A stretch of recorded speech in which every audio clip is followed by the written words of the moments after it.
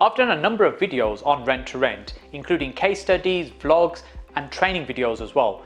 But the thing I see many people struggling with is how do you actually go about finding these deals? In this video, I want to share with you some strategies that you can use to find these type of deals direct from the vendors themselves.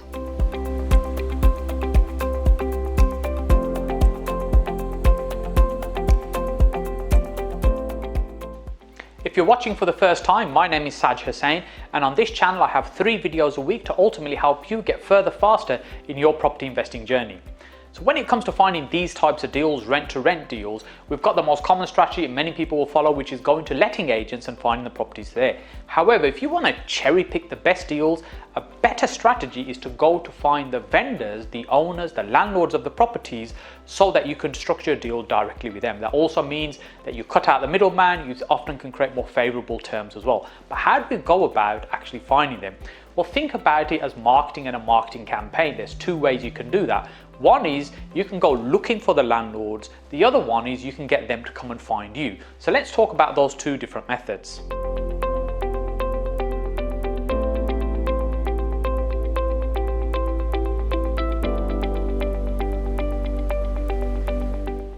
One of the key things to consider when doing this type of marketing is why is it'll be you. What I mean by that is why is the landlord going to pick you as the person to work with versus somebody else? And this is something we're going to drill down to in more detail, so make sure you watch this video all the way to the end so you don't miss any of it. So let's first talk about you reaching out to landlords, i.e. you going to find the landlords directly themselves. One of the best methods and the most effective methods that you can use is writing letters direct to landlords. I say it's the most effective. It's most effective for those that do it correctly, because many don't. And we have hundreds and hundreds of rooms that we have around Birmingham that we manage. And you know, one part of the management process is we visit them regularly, we inspect them, we pick up the post, and we get bundles of posts like this at properties each month that of where people have wrote directly to the landlords. And often they don't get a response because they're not necessarily doing it correctly. So when you're reaching out to the landlord, first of all, how do you find them? Well, the easiest route is you look at the local council. They have a list of all licensed HMOs in the area. You can access that list. It's public information. In some cases, you might have the address of the home address of the property owner. Other times, it will just be the address of the licensed house and you're writing to. Now, first thing to consider is depending on who it is that's going to see that message, you need to word it accordingly. So for instance, if you're writing a letter and it's being delivered to the tenants, i.e. the people that are living in the house, it's very unlikely that it'll get picked up by the landlord. The property might be managed, you might get the odd landlord that goes in, picks up the post, but very few actually letters like that will make their way back to the landlord. They'll just be treated as junk mail. So it's about writing to the tenants and getting the tenants on your side, incentivizing them to get hold of the landlord about contacting you, speaking to you. It might be you reaching out to them because you're trying to improve the quality of accommodation in the area, you're trying to improve the standards, and you essentially got an incentive as to why they should reach out to their landlord and connect you with them so you can have a conversation. Now, also be mindful of GDPR as well, so in terms of how you're using this particular data. Now, sometimes when you're trying to get the home address of the owner, it may be that it's not on the public information. So for example, on Birmingham's register, the home addresses of the property owners is not available. It's not out there for public information. However, you can get the data. You have to use the Freedom of Information Act to insist that you want access to that data, because it is public data. They retract it before they put it out there, so you can get the full register, and that way your message can be more direct to the owner of the property. Now, when you are communicating directly with the owner of the property, again, you've got to think about why is it going to be you? Why should they respond and to your letter versus any other kind of communication they might have had or other people that have contacted them? Because remember, you know, I've been doing this strategy about 8 or 9 years, and many hundreds of other people have been doing this strategy as well. So you've got to stand out. You've got to do something that's a little bit different. As you'd imagine, I've seen many different types and styles of these letters over the years, and some of these run to 2 or 3 pages. But what you've got to remember is, unless you're a skilled copywriter and you have that skill of being able to sell in the written form, which I expect most people watching this probably don't have that skill, then what you're trying to do is going to be ineffective. What you need is a short, sharp message, and that short, sharp message is something along the lines of, I'm desperately looking for a house, a HMO on this particular street If it's something you can help me with, whether you're looking to considering selling or even leasing, then please reach out to me urgently. Now, something like that is an attention grabber. It's much more likely to get a response. Are you desperate to buy their house? Or are you desperate to take on a rent? No, you're not. But what it does, it creates enough curiosity for somebody to want to pick up the phone and call you. So the objective and the outcome that you're looking for from this letter is simply for them to pick up the phone and call you to start the conversation. You are not trying to sell them the entire rent-to-rent concept in the written form. That's a mistake that many people make.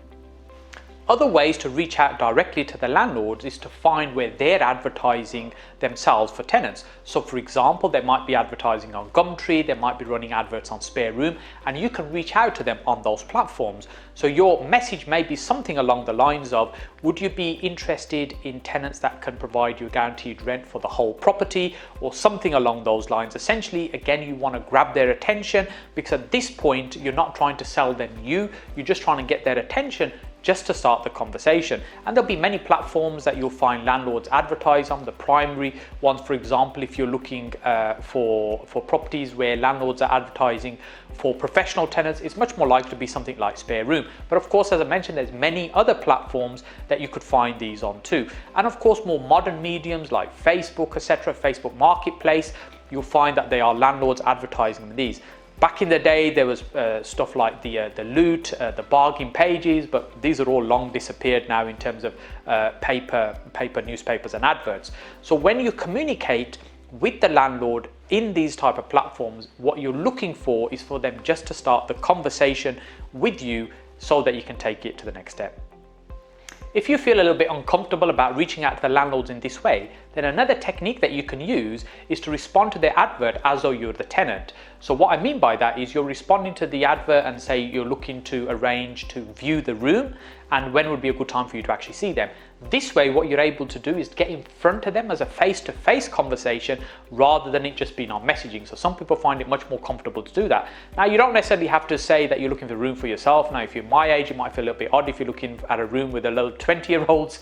So then, you can just be clear that the room is not for you, it's for somebody else. And then you just get your foot in the door and start the conversation that way, whatever feels more natural.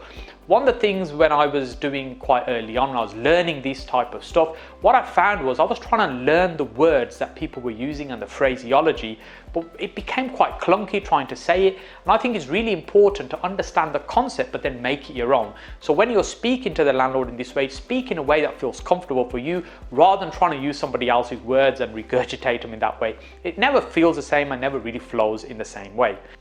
If you enjoyed this content, make sure you smash that like button, subscribe to the channel and enable the notification bell. Not only will you then be shared the videos as and when we release them, it also means that YouTube will show this to more people as well. We can reach more people with this content.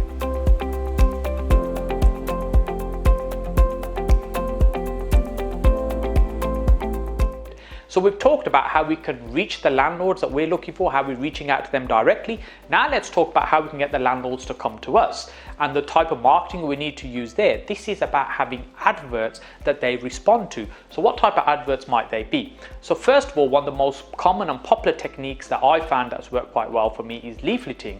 It works quite well, but the response rate is very, very low. And I have to caveat that right at the offset because too many people will do 100 leaflets and say, oh, nobody rang me, it doesn't work, it's nonsense. No, you have to do much, much bigger numbers, but also targeted leafleting. So what do I mean by that? So let's say we pick an area, it's student houses. We know these streets are all student houses. And we're putting leaflets in there saying we're looking for 3 or 4 bedroom houses to rent direct from the landlord. We're offering guaranteed rent and all that good stuff that we use in our marketing. However, the people that are going to be seeing that once again is the tenants. It means nothing to them. They'll pick it up and it'll go straight in the bin. So if you're looking to get this message out there via leafleting, think about where the landlords might be living. There might be the more nicer areas, more suburban areas, and you can leaflet those areas with a slightly different message that says we're looking for 4 bedroom houses desperately in whatever areas it might be. And if you're a landlord that has property, they need to reach out to you because you've got an amazing deal for them right now, whether it's a guaranteed rent or whatever it might be. as we're advertising and trying to get our message out there to landlords, think about different methods and mediums that you can use. So for example, another one I think that works quite well is postcards. I think it works quite well. It's something I used to do a number of years ago. If I'm being honest, I haven't done it recently, but you can still see little postcards in shop windows, in your local co-op shop, on the billboard. You know, you can have a little postcard there that says, desperate looking for a 4-bedroom house for a long-term let. That kind of thing will get you a response. Again, you get low response. It doesn't cost very much, but the consistency of this marketing is what produces results. And of course, we can go high tech and go the other way and make sure we're using the power of social media, just as we are right now, sharing this with you, getting this message out to you. Think about how can you reach a landlord. Now, what works really well in one area may be very different to what works well in another area. So you really have to test and measure these things rather than showing thousands of pounds on one particular strategy. You need to test and measure and see which kind of results get you a better response. So for example, if you're running an advert, say on Facebook, to say, hey, I'm looking for 4-bedroom houses in this area, providing guaranteed rent, then try visual images, because they always get much more attention. A nice visual with text is what will get you a better response than say just bland text. So think about your platforms that you're using, who's seeing them, test and try different little things. And also consistency is really important. So if you're regularly doing this, there'll be people that will see what you're doing, and it might not be right for them right now, but it may be at some point in the future. And of course, there's also people that they might know, so it's not necessarily them, so it's through their network, that might be a good fit for you. So remember to say things in your marketing and say, if this is not for you, but you know somebody that can benefit from this, quite happy to pay £500 introduction fee or whatever it might be, whatever you feel is right for you. These are great techniques to increase your response rate on marketing. These techniques that I've been talking about, we've used over the last 9 years, both myself and also other students are utilized. So whether it's push marketing or pull marketing, to get the attention of the landlord and start that conversation. Let me know how you get on with these and using these strategies. Put it in the comment section below. If you're doing something a little bit different that's producing a great result for you, I'd love to know. Make sure you also put that in the comment section below, because it's about sharing and about getting that knowledge out here to the property investing community. So it just leaves me to say thank you so much for watching, and I look forward to seeing you again on the next video.